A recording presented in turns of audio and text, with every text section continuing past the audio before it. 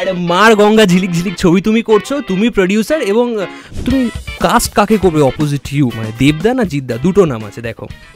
তো লাভ ট্রায়াঙ্গেল হলে ক্ষতি নেই।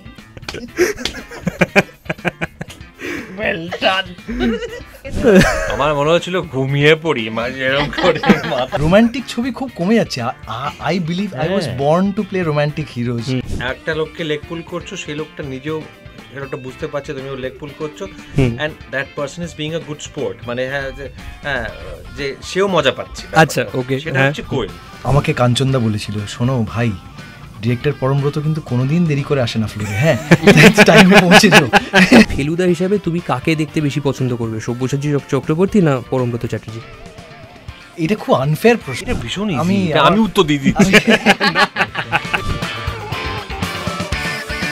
গুড ইভিনিং, আমার নাম সম্রাট। আজকে টাটকা টলিউড ক্যাফেতে গুড ইভিনিং বলছি। অ্যাকচুয়ালি আমার অভ্যেস গুড মর্নিং বলার, ইয়েট মাঝে সাঝে গুড ইভিনিং বলতেও কিন্তু ভালো লাগে। আই অ্যাম ইয়োর ব্রেকফাস্ট জক, এবং এই মুহূর্তে I have in the studio joining me some people যাদেরকে এই ইন্ডাস্ট্রির অন্যতম মোস্ট ভ্যালুয়েবল অ্যাসেটস বলা যায়, জকের ধন, if I am not wrong. Okay, so এই মুহূর্তে আই হ্যাভ পরমব্রত চ্যাটার্জি, গৌরব চক্রবর্তী, এবং নেক্সট যাকে ইন্ট্রোডিউস করছি, আমি বলতে চাই যে এই স্টুডিওতে, আমাদের নতুন স্টুডিওতে তিনি ফর দ্য ফার্স্ট টাইম এলেন, এবং আমার যে চাকরিটা পাওয়া, এই চাকরিটা পাওয়া আজকে সার্থক হয়ে গেল।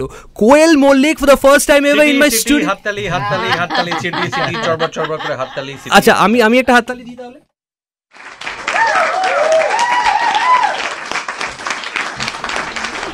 Welcome to the studios. এবং আজকে জকের ধন নিয়ে কথাবার্তা বলি, চলো।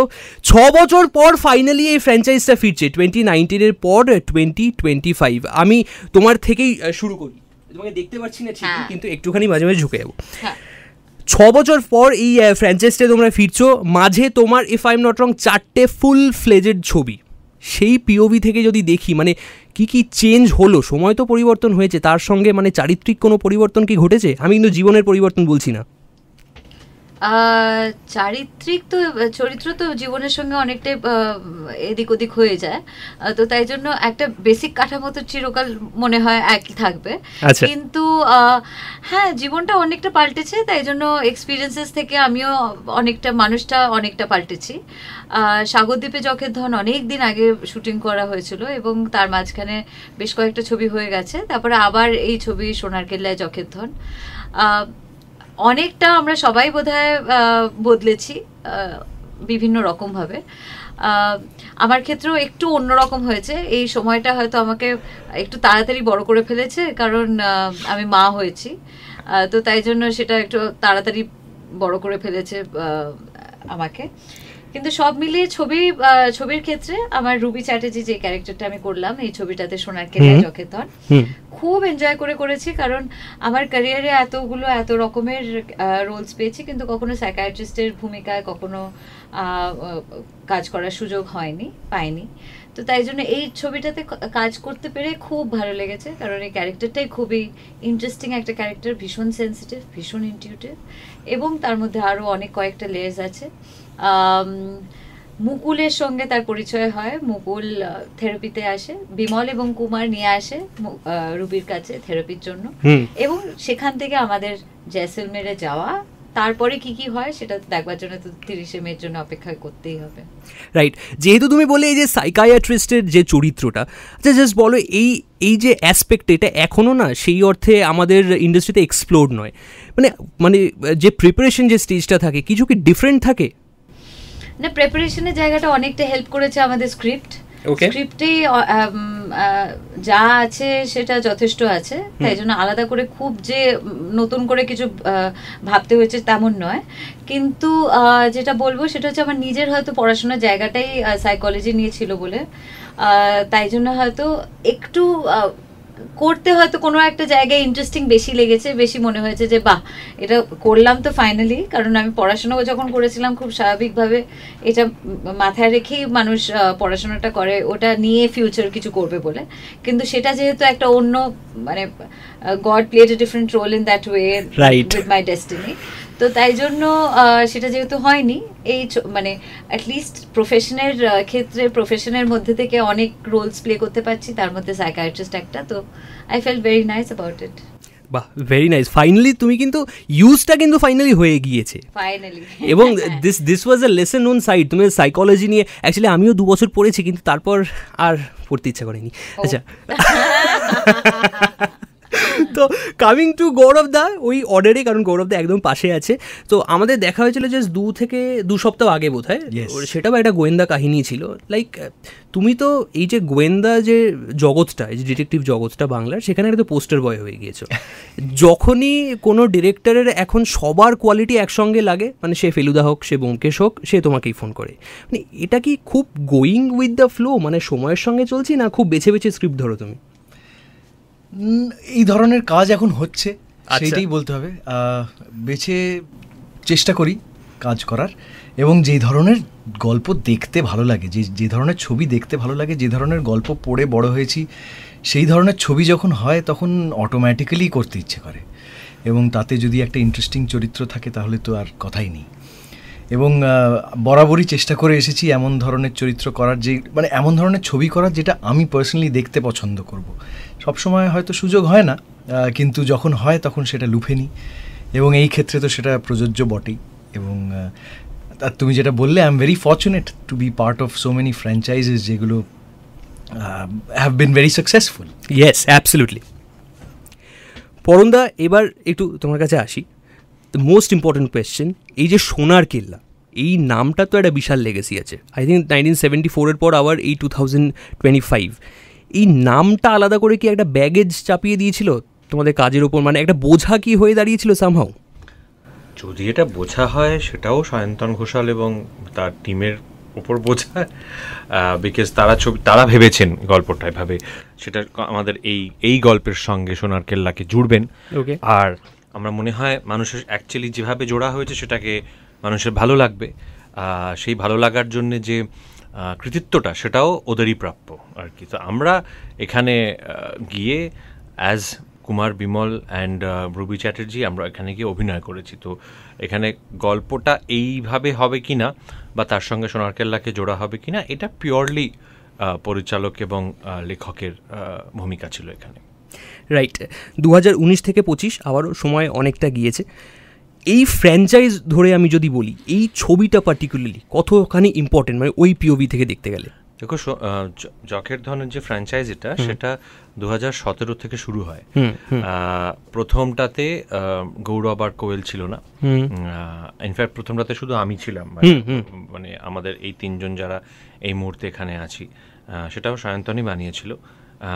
2019-এ দ্বিতীয়টা আসে, যেটা প্রথমটার থেকে ম্যাগনিটিউডে, স্কেলে, আয়তনে, ক্যানভাসে বড় ছিল, অনেকটা বড় ছিল। আবার তার 6 বছর পরে যখন এটা আসছে, এটা এখনও অবধি 3টে ছবির মধ্যে ক্যানভাস ওয়াইজ সব থেকে বড় ছবি, মানে দেখতে সব থেকে বড়, সব থেকে grand looking of the 3 editions, 3 instalments of the franchise. So এই ছবিটা যেভাবে শ্যুট করা, যেভাবে বানানো, যে আয়তনে বানানো, যে স্কেলে বানানো, সেটা সময়ের সঙ্গে যেরকম আমরা বড় হই, ওরকম এই ছবিটাও বড় হয়েছে। Very nice, very nice. আচ্ছা, আবারও একদম এই কর্নারে আমি চলে আসি, দ্য ওম্যান ইন রেড, এবং আবারও ওকে রুকি মারলাম আমি। তো এই question is very personal, like I want to know, তুমি একা হাতে একটা ফিমেল সেন্ট্রিক গোয়েন্দা চরিত্র হেড করে নিয়ে যাও, তুমি লিড করছো সেখান থেকে আবার এখানে সোনার কেল্লায় ফিরছো। এই যে ট্রানজিশনটা চরিত্রের, এটা কীভাবে, is it very okay for you, নাকি এটা actually tough as an actor? না, it is playing different roles. ঠিক যেভাবে বাকি অনেক ছবি করেছি, বিভিন্ন রোল, আলাদা আলাদা চ্যালেঞ্জেস, আলাদা আলাদা ডিমান্ডস। একই রকমভাবে ধরো তুমি যদি মিতিন মাসির ক্ষেত্রে তুমি যদি বলছো, তো ওইটার সঙ্গে এটা একেবারেই আলাদা, কারণ ওখানে মিতিন মাসি অন্য রকমের পার্সোনালিটি ট্রেটস আছে। এখানে Ruby Chatterjee is completely different. Ruby চ্যাটার্জির মধ্যে যথেষ্ট একটা ভালনারেবিলিটি আছে, যে ভালনারেবিলিটিটা হয়তো মিতিনের মধ্যে একেবারেই নেই।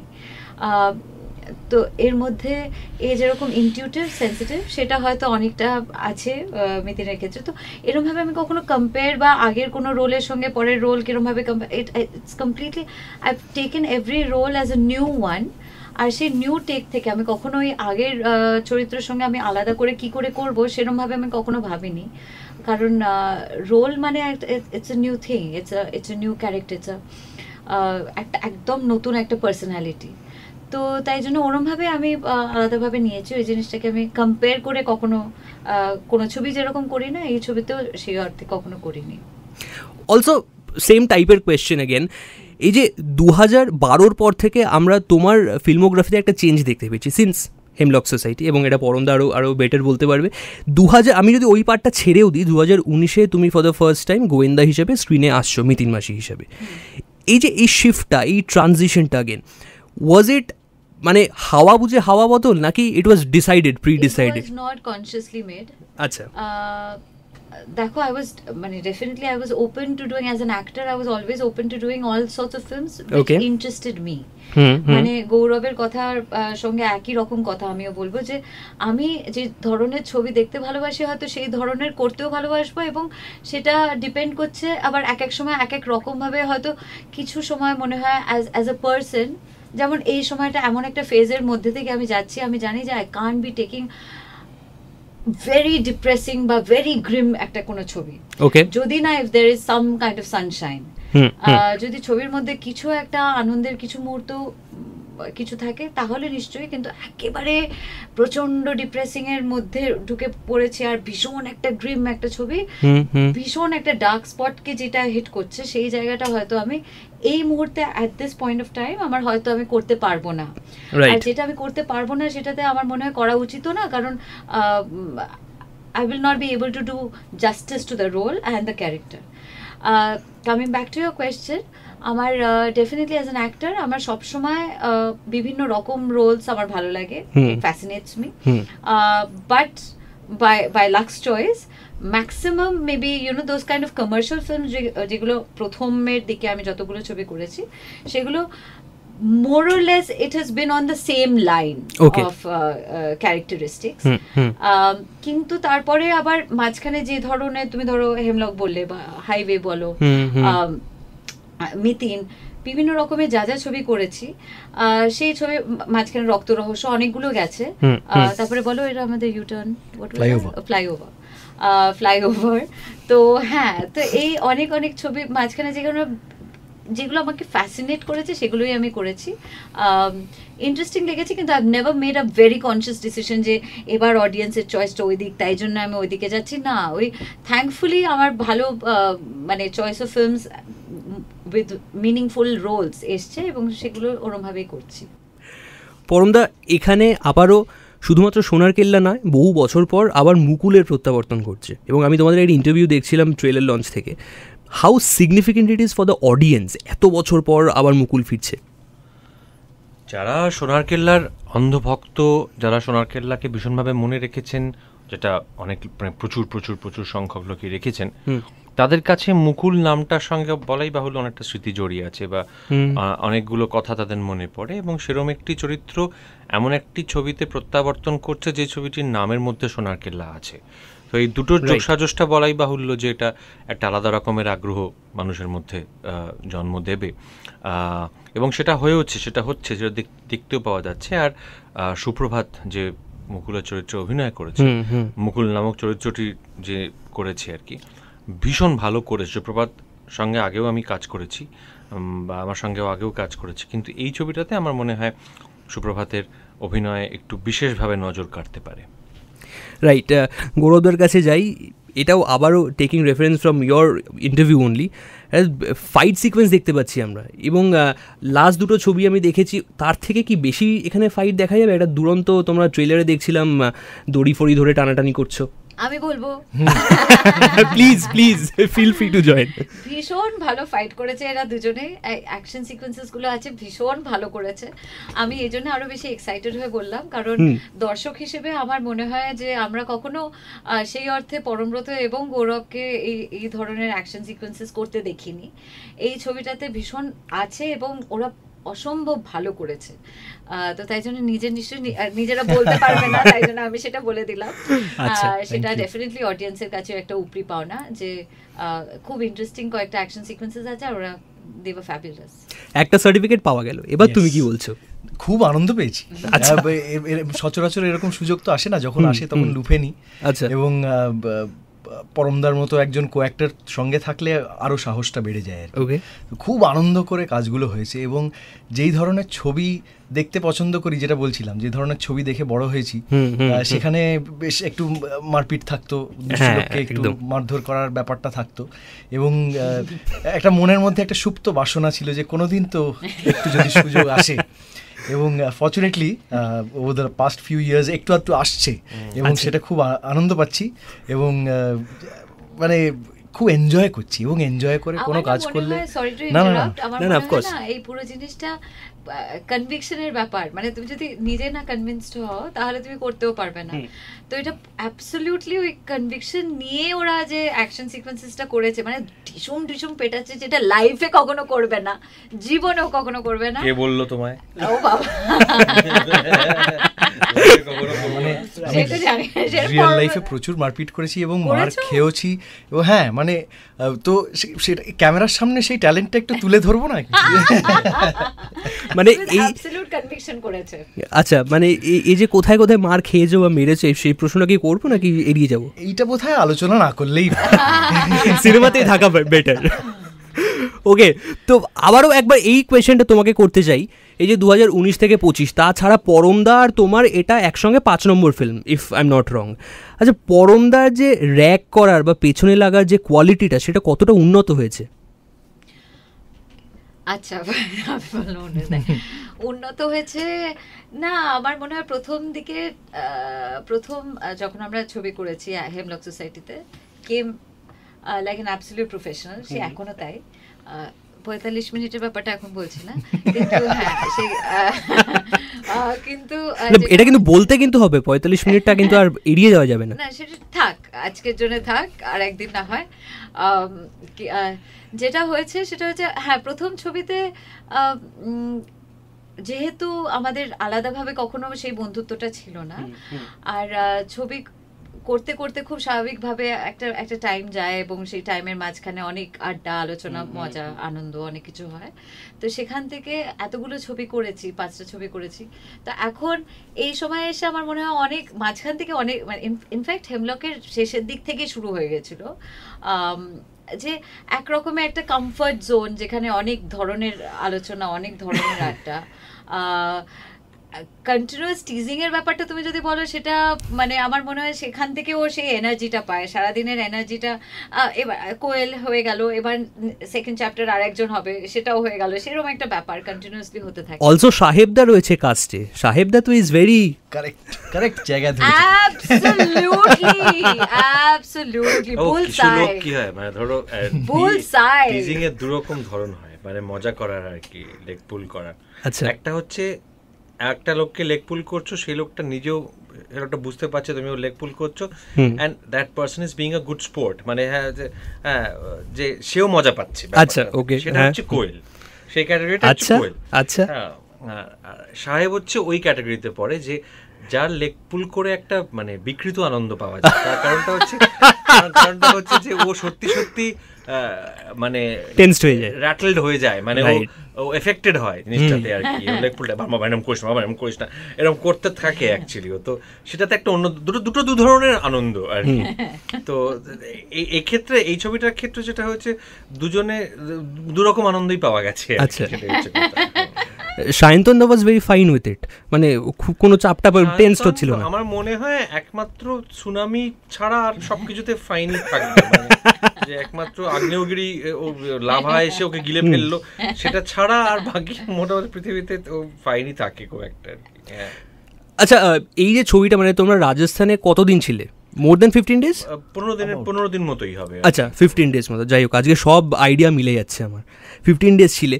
তো আমি এটা নিউট্রাল কোয়েশ্চেন, এটা সবাইকেই বলছি, এই 15 দিন যে তোমরা বাইরে ছিলাম, ভেরি শিওর এখানে এসে কিছু ইনডোর্স হয়েছে, যেগুলি এই পুরো প্রত্যেকটা শ্যুট থেকে তো একটা ইউনিক মেমোরি তোমরা নিয়ে আসো। আমি শুনেছি এরকম বহু গল্প, এই শ্যুটটা থেকে সেটা কী ছিল, কি ইউনিক মেমোরি নিয়ে এলে? দেখো অ্যাকচুয়ালি ইউনিক মেমোরি মানে একটা আসে না, খুব শক্ত একটা বলাটা, খুবই শক্ত। সেখানে একটাটা আমি বলতে পারবো না, মানে এরকম খুচরো খুচরো অনেকগুলো আছে। তা সেটা উটের পিঠে চড়ে অ্যাকশন দৃশ্য আছে, বালির মানে একদম মরুভূমির মধ্যে ফোর হুইল ড্রাইভ গাড়ি নিয়ে অনেকটা ভিতরে ঢুকে গিয়ে সেখানে শুট করাও আছে, যেখানে দিনের বেলা প্রচন্ড গরম, বিকেল নামতেই বিভৎস ঠান্ডা, সেটাও আছে। এরকম অনেক কিছু আছে অ্যাকচুয়ালি। বাট মানে খ্যাপায় খুঁজে ফেরে পরশ পাথরের মতো জয়সালমেরে আমিষ খাবার খোঁজার চেষ্টাও আছে, সবই আছে আর কি। হ্যাঁ, তো তার ফলে কোনটা বাকিদের কাছে কোনটা খুব ইউনিক সেটা ওরা বলুক। আচ্ছা, বাকিরা একটু বলুক তাহলে। একদমই তাই, আমার মনে হয় ওরকম ভাবে আলাদা করে ইউনিক বলাটা খুব কঠিন। কিন্তু যেটা ও বললো যে উটের পিঠে পুরো জিনিসটা ওই ক্লাইম্যাক্সের একটা ফাইট সিকোয়েন্স ছিল, সেটা সেই জায়গাটা খুব ইন্টারেস্টিং। আর তাছাড়া লাস্ট দিন ডালবাটি চুরমা খাওয়াটাও খুব ইন্টারেস্টিং ছিল। আচ্ছা, এবং হ্যাঁ, ওটা লাস্ট দিনই আমি খেয়েছিলাম, যদিও আমি জানি না। আর মিল্ক কি বলে ওটাকে, বলো মিল্ক কেকস ভীষণ এনজয় করে খেয়েছি, প্রচন্ড ভালো। এটা আমার একটা প্রবলেম আছে, যখন খেতে শুরু করি না তখন মানে নাম্বারটা এত বেড়ে যায় যে আমি তাই জন্য খাই না, ফার্স্টটাই আমি ধরি না, যে কারণে আমি জানি যে আমি ফার্স্টটা খেলে 10th অব্দি যেতে পারি। তো সেটা তাই জন্য মিল্ক কেকস খুব এনজয় করে খেয়েছি, খুব রিলিশ করেছি। তারপরে যেহেতু 15 দিন একসঙ্গে আমরা ছিলাম, বাবা মিল্ক কেক ব্যাপারটা ওভাবে যেভাবে বলছে ব্যাপারটা প্রচন্ড ফ্যান্সি লাগছে শুনতে। মিল্ক কেকস আমরা বললাম না, কিন্তু ব্যাপারটা হচ্ছে বাংলা দুধ দিয়ে তৈরি কালাকাদ টাইপের সব। আচ্ছা, কালাকাদ একদম তাই। জাগে প্লিজ কন্টিনিউ। কেকস অলসো গৌরবদার থেকে এই আনসারটা নেবার আগে আই গট টু নো যে মানে you had to go out just after becoming a father. Yes, হ্যাঁ, মানে সেটা কি রকম ছিল, কতটা হার্ট ব্রেকিং ছিল? ভীষণই। মানে তখন আমি জানি না, এখন হলে হয়তো আরো বেশি কঠিন হতো, কারণ তখন ও তো খুব একটা রিয়াক্ট করার বয়স হয়নি। এখন যেরকম বাবা মিস ইউ বলে ভিডিও পাঠায়, সেইটা তখন করার ওর ক্ষমতা ছিল না। কিন্তু যেহেতু প্রথমবার ওকে ছেড়ে যাচ্ছি, হার্ট ব্রেকিং ছিল খুব, মানে খুব ডিফিকাল্ট সময় কাটাচ্ছিলাম। তবে ওই ইটস পার্ট অফ লাইফ। হ্যাঁ, রাইট, পার্ট অফ লাইফ, এবং তাতে ফিরে আসতে হবে। এবার আমরা একটা ছবির কথা তো অনেক হলো, এবার একটু র্যাপিড ফায়ার রাউন্ড খেলি। আগেন আমরা ওই কর্নার থেকে স্টার্ট করেছিলাম, এবার পরমদার থেকে যাই। আচ্ছা, ডিরেক্টর পরমব্রত কাকে ডিরেক্ট করতে বেশি পছন্দ করবে, কোয়েল মল্লিককে না রাইমা সেনকে? কোয়েল মল্লিককে করেওছি ইনফ্যাক্ট, বিকজ আমার মনে হয় মানে নো অফেন্স মেন্ট, রাইমা ভীষণ বন্ধু, একাধিক ছবিতে অভিনয় তো করেছি, ডিরেক্টর ওকেও করেছি ইনফ্যাক্ট। বাট আমার মনে হয় কোয়েল খুবই বুদ্ধিমতী একজন এবং খুব সদা সতর্ক একজন, মানে she is more present on set, মানে হ্যাঁ, তো সেটা প্রয়োজন লাগে আর কি, সেটা প্রয়োজন পড়ে, মানে অল্প সময়ে অনেকটা কাজ করার ক্ষেত্রে কোয়েলের মতো খুব মানে সতর্ক এবং সচেতন এবং অ্যালার্ট অভিনেত্রী প্রয়োজন পড়ে। আচ্ছা, এক লাইন সৃজিত মুখার্জি ভার্সেস সায়ন্তন ঘোষাল, এক লাইন। এটা না খুব বোকা এটা জাস্ট তৈরি করার জন্য আজকের এই অনুষ্ঠানটার জন্য এটা করা হচ্ছে। মানে এই দুজনের মধ্যে প্রথম কথা হচ্ছে তুলনা করবো কেন? একটা লোক 2010 সাল থেকে ছবি বানাচ্ছে, একটা লোক 2017 সাল থেকে ছবি বানাচ্ছে, প্রশ্নই ওঠে না। সরি, বাজে র্যাপিড ফায়ার। ওকে ওকে, সো তোমার একটা ক্যারেক্টার যেটা তুমি মনে করো তুমি ছাড়া আর কেউ পুল অফ করতে পারতো না। আমার অভিনীত চরিত্র আমি একটা বলতে পারবো না, তিনটে বলতে হবে। আচ্ছা, ওকে ওকে। তার মধ্যে দুটি ছবি খুব সফল ছবি, একটি ছবি অতটা সফল নয়, কিন্তু আমার মনে হয় ওটা আমার থেকে বেটার কেউ পারতো না। ওকে, একটা হচ্ছে আনন্দকর, আমার মনে হয়, হ্যাঁ, আনন্দকর বা মৃত্যুঞ্জয় কর। দ্বিতীয় হচ্ছে চতুষ্কোণের জয়ব্রত। ওকে। আর তৃতীয় ছবিটির নাম হচ্ছে হারকিউলিস বলে একটি ছবি আমি করেছিলাম, যেটাতে আমার একটা ডাবল রোল ছিল। যেটা মাচো হিরোটা ছিল ওটা অনেকেই করতে পারতো, যেটা অন্যটা ছিল যাকে নিয়ে মূলত গল্পটা, যার নাম হারু অ্যাকচুয়ালি, ওইটা আমার মনে হয় আমার থেকে বেটার কেউ নাও করে থাকতে পারে। ওকে, আর আমি যদি একটা ফিল্ম বলি, এটা ক্যারেক্টার বললে, একটা ফিল্ম যদি বলি তোমার নাও হতে পারে, যেটা তুমি জকের ধনের মতো একেবারে আগলে রাখতে চাইবে। খুব স্পেশাল একটা এক্সপিরিয়েন্স হচ্ছে আমার, মানে আমি এরকম ছবি হয়তো আর সারা জীবনে বানাবো না। ওকে, বিকজ আমার খুব ভাল লাগে আরও অ্যাকশন, আরও ভয়, horror is my speciality this days. এইসব জিনিস বানাতে। তার মধ্যে হঠাৎ করে আমি দুটো বুড়ো বুড়িকে নিয়ে একটা ছবি বানিয়েছি, যেটা এই বছর লোকজনের খুব ভালো লেগেছে। রাইট। তো এই রাত তোমার আমারের ছবিটাকে আমি খুব খুব স্পেশাল একটা জায়গা, খুব বিশেষ একটা জায়গায় বসিয়ে রাখতে চাইবো। কারণ সত্যি বলছি, আমার মনে হয় না আমি এরকম একটা চেম্বার ড্রামা, যেটা গোটা ছবি জুড়ে জাস্ট দুটো 75 বছর বয়সী মানুষ আছে, সেরকম ছবি আমি আর বানাবো বলে আমার মনে হয় না। তো সেই কারণে ওটাকে আমি আগলে রাখতে চাইবো খুব। বেশ, এবার গৌরবদার কাছে যাই, ফলোইং দি অর্ডার। ফেলুদা হিসাবে আমি যদি তোমার থেকে একটু বেরিয়ে আসি, ফেলুদা হিসাবে তুমি কাকে দেখতে বেশি পছন্দ করবে, সব্যসাচী চক্রবর্তী না পরমব্রত চ্যাটার্জি? এটা খুব আনফেয়ার প্রশ্ন। র্যাপিড ফায়ার তো আনফেয়ারই হবে। এটা ভীষণ ইজি, আমি উত্তর দিয়ে দিচ্ছি। আমি খুব বায়াসড, আমি আমার বাবাকেই বেছে নেব। আচ্ছা, আমিও ওর বাবাকে বেছে নেব if you ask me actually. হ্যাঁ, এটা খুব ভালো। সবার আগে সৌমিত্রকে বাজবো, তারপর বাবাকে বাজবো ডেফিনেটলি। সো নেক্সট ইজ, তোমাকে আজকাল আমরা প্রচুর ভিজুয়াল মিডিয়াতে কাজ করতে দেখি। তুমি অবশ্যই অডিওতে অনবদ্য এবং ভিডিওতেও, বাট তাও একটা পার্সোনাল প্রেফারেন্সও থাকে, মানে কোনটা বেশি প্রেফার করো, অডিও ভিজুয়াল না ভিজুয়াল? ভিজুয়াল মিডিয়া বলতে অডিও মিডিয়ামটা বলতে, অডিও মিডিয়াম, ও মানে অডিও না। আমি দুটো দুরকম ভাবে ভীষণ এনজয় করি। অডিওর একটা ডিসঅ্যাডভান্টেজ হচ্ছে আমাকে কেউ দেখতে পাচ্ছে না, সেখানে শুধুমাত্র গলা দিয়ে, ওখানে অভিনয়ের ধরনটাই অন্যরকম থাকে, কিন্তু আবার তার একটা অন্যরকম আনন্দও থাকে। আর ভিজুয়াল মিডিয়ামের ক্ষেত্রেও নিজস্বতা একটা আছে, মানে আমি কোনোটার থেকে এগিয়ে রাখতে পারবো না। I enjoy both equally. Right, very important. আচ্ছা, এবার একটু জীবনে আসি। জীবনে কোনটা বেশি প্রেফার করবে, গোয়েন্দাগিরি না রোম্যান্স? রোম্যান্স। আচ্ছা, very very straight cut. Absolutely. সিনেমাতেও জানো তো, মানে রোম্যান্টিক ছবি খুব কমে যাচ্ছে। I believe I was born to play romantic heroes, romantic হিরোর চরিত্র, মানে আমাকে দেখতেও এরকম একটু যেরকম হয় না, চকলেট বয় টাইপের একদম। এবং আমার দুর্ভাগ্য যে বাই দ্য টাইম আমি ছবি করতে শুরু করেছি, চুটিয়ে ছবি করেছি, সেই সময়টা থ্রিলারের যুগ হয়ে গেছে।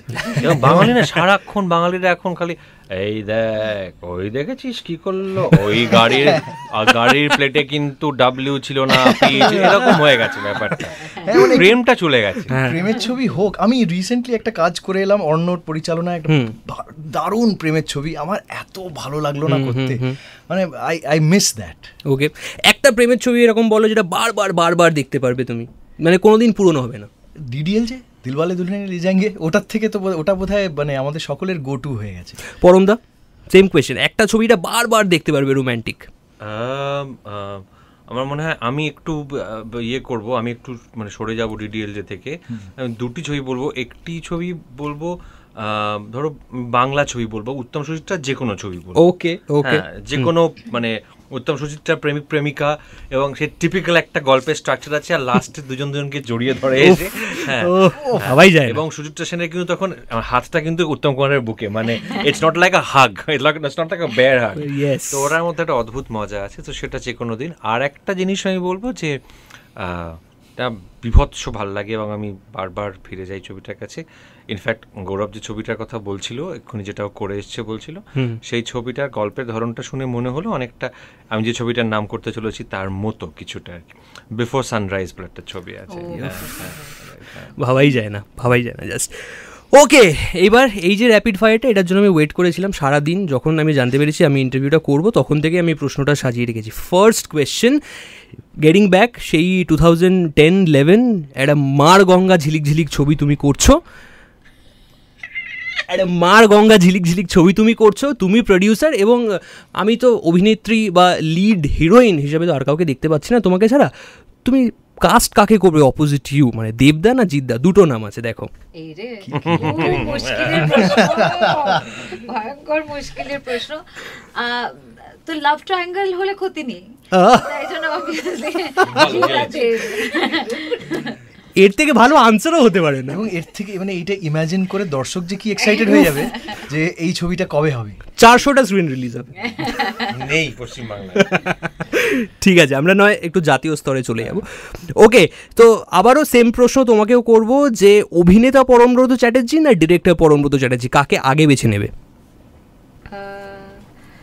আমার কাছে দুটোই ভীষণ স্পেশাল, কারণ অভিনেতা হিসেবে আমি তো হেমলক সোসাইটি, তারপরে আমার মনে আছে আমরা একটা সিনেমা করেছিলাম হাইওয়ে বলে, সেখানে একটা সামহাও একটা ফেথ এসে যায় একজন কো অ্যাক্টরের ওপর, এবং সেটাই হয়েছিল আমার মনে হয় হাইওয়ের তে আর একজন ডিরেক্টর ছিলেন, কিন্তু আমি কন্টিনিউয়াসলি প্রত্যেকটা শটে যখনই মনে হয়েছে তখনই আমি ওর কাছ থেকে অনেক ওপিনিয়ন্স নিয়েছি, কারণ আমার মনে হয় যে he has kind of goat that thing in him, যদিও তখনও আমাকে ডিরেক্ট করেনি সরাসরি।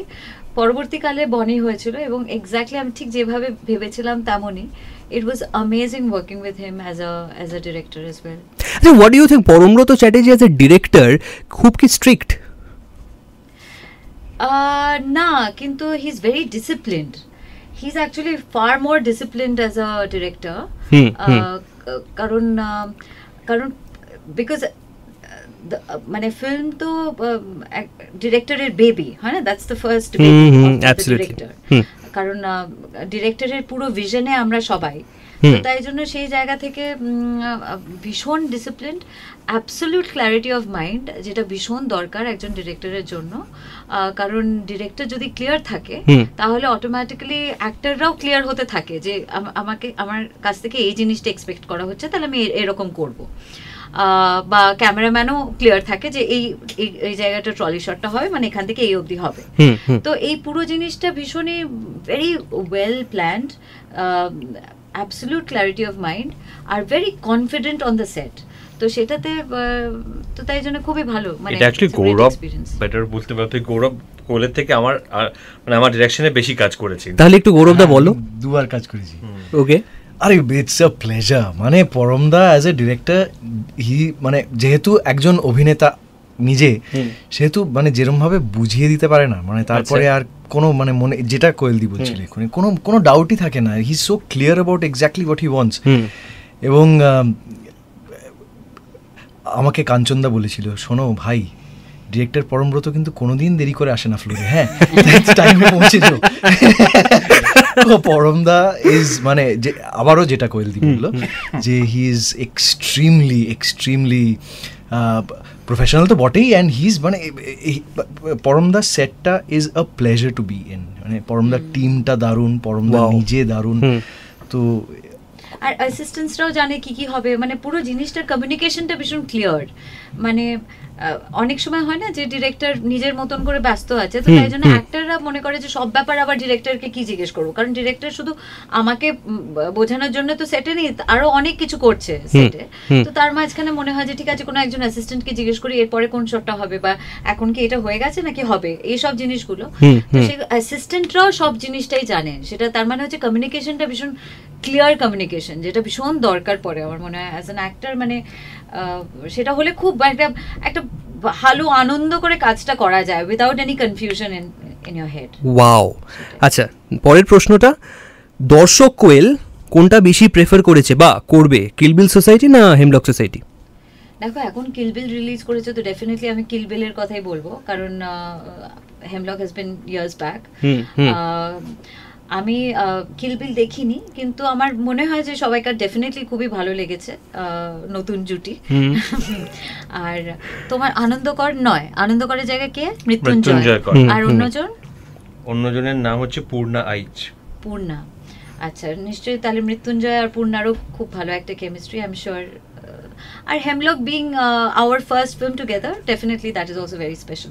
ওকে, এই রেফারেন্স নিয়েই একটু র্যাপিড ফায়ার থেকে বেরিয়ে আসি। সৃজিত দা একটা ছবি পোস্ট করেছিল তোমার জন্মদিনে, মোস্ট প্রবাবলি তোমার সঙ্গে এবং কৌশানীর সঙ্গে, এবং বলেছিল যে হেমলক সোসাইটি ভবিষ্যতে যারা এগিয়ে নিয়ে যাবেন, এটা কি কোনোভাবে কোনো ইন্ডিকেশন, সিন্স মৃত্যুঞ্জয় কর / আনন্দকর এখানেই রয়েছে, তিনিও যদি একটু অ্যাড করতে চান করতেই পারে। এটা সৃজিত জানে, আমার কোনো ধারণা নেই, আমি শুধু গিয়ে অভিনয় করি এই ফ্র্যাঞ্চাইজিটাতে, আর গল্পটা তৈরি হলে আমাকে ও শোনায় একটু, এই অবধি। এবার এরপর ওর মাথায় কি চাপছে সেটা তো আমি সত্যি জানি না, সেখানে আদৌ যদি চেপেও থাকে সেখানে হয়তো দেখা গেল হোয়াট এভার সোসাইটি তখন নাম হবে, সেটা হয়তো দুজন মহিলা চালাচ্ছেন, তখন সেখানে আর আমার কোনো স্থান নেই। এটা ডিপেন্ড করছে সৃজিত তখন সেই মুহূর্তে ওর মাথায় কি প্রজেক্ট ঘুরছে, ওকে কি তখন ও প্রমাণ করবে বা ও কি মানে ও কি করতে চায়, সেটার উপর ডিপেন্ড করছে যে ও কিভাবে এগোবে। তবে আমি সেটা থাকি বা না থাকি, আমার ধারণা আমার জানার সৌভাগ্য হবে আর কি, সেটা ভালো লাগবে জানলে। তবে আমি পার্সোনালি চাই যে এটা এই পসিবল হোক, এই সোসাইটি কোনো না কোনো ফর্মে এগিয়ে চলতে থাকুক। তবে লাস্ট একটা হল ভিজিটে গিয়ে সৃজিত বলেছে যে কি না বললো, অ্যাকচুয়ালি প্রিকুয়েলের ব্যাপারটাও কিন্তু খারাপ না। হ্যাঁ, আচ্ছা, প্রিকুয়েলের দেখতে হবে, সেখানে আবার পূর্ণা আর মেঘনা কি করে ফিচার করবে সেটাও আবার ডিপেন্ড করছে সৃজিতের মাথায় সেই মুহূর্তে ঠিক কি ও মানে করতে চাইছে আর কি। আচ্ছা, হল ভিজিটের পরে এটা আর কোথাও বলনি তো? না, বলেই তো মনে পড়ে। বেশ, ঠিক আছে, এটা আমাদের ইউএসপি এই পুরো ইন্টারভিউটার। এবং এইবার তার কাছে আসি, মানে যা ভবিষ্যতে যার হাতে দায়িত্ব সে কি বলছেন, তা কোনো ইন্ডিকেশন কি পাওয়া যাবে? আমি একেবারেই জানি না এক্স্যাক্টলি যেটা পরমব্রত বললো, কারণ সৃজিতের মাথায় কি চলছে ও নিজেও জানে কিনা আমি জানি না, তাই জন্য সেটা পুরোটাই ডিপেন্ড করছে যখন হবে তখনই দেখা যাবে, সেটাই জানি না এখন। ওকে, তো 5টা নাম বলছে, খুব ভালো করে শোনো এবং ভালো থেকে খুব ভালো বলবে, ঠিক আছে? নামগুলো হলো সোহিনী, কৌশানী, রুক্মিণী, সৌরসেনী এবং রীতাভরি। ভালো থেকে খুব ভালো। নামগুলো ভুলে গেলে বলো, আমি আবার রিপিট করছি। মানে অ্যাসেন্ডিং অর্ডার না ডিসেন্ডিং অর্ডার? ভালো থেকে খুব ভালো। ভালো থেকে খুব ভালো, আচ্ছা। আমাকে বলা হচ্ছে কি? হ্যাঁ হ্যাঁ, সেটা আমি তো বুঝলাম। ও, আমি একদম দেখতে পাচ্ছি সেরকমই তো। আচ্ছা, কেন এই কঠিন প্রশ্নটা আমার কাছে কেন? আমার না, আমার প্লিজ, আমার কঠিন প্রশ্ন একদম পছন্দ নয়, আমার ভীষণ ইজি কোয়েশ্চেন্স পছন্দ।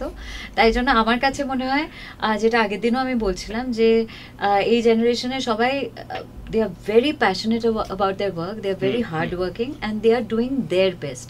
সেটাই আমার মনে হয় সব থেকে বেশি দরকার। কারণ এরকম একটা প্রফেশনে এসে আমার মনে হয় নিশ্চয়ই তারা সবাই ভীষণ নিজেদের জায়গায় প্রচণ্ড serious, and I wish them all the luck. Okay, last rapid ফায়ারের কোয়েশ্চেন, কোথায় জকের ধন?